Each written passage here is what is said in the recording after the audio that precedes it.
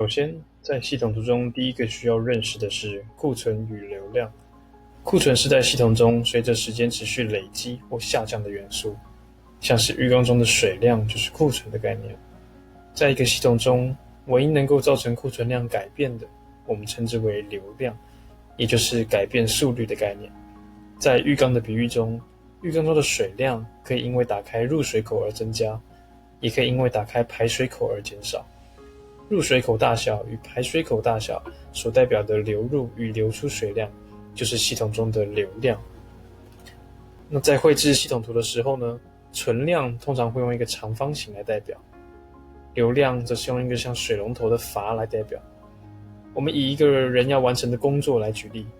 待完成工作量在这个系统中是我们最在意随着时间持续累积或下降的库存。每周工作产生量代表着待完成工作量增加的速率，是系统中的流入量。当每周工作产生量上升，代表着入水口水龙头被打得越开，库存就会上升得越快。而每周工作完成量则告诉我们待完成工作量减少的速率，是系统中的流出量。在最左与最右的两个云的符号呢，则代表着这个系统的边界。超过这个边界以外的事情，就不是这个系统图要考虑的范围。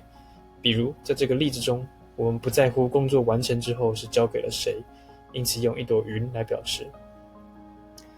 定义完库存流量后，我们可以开始讨论这个系统中元素彼此之间如何互相影响，来改变库存与流量，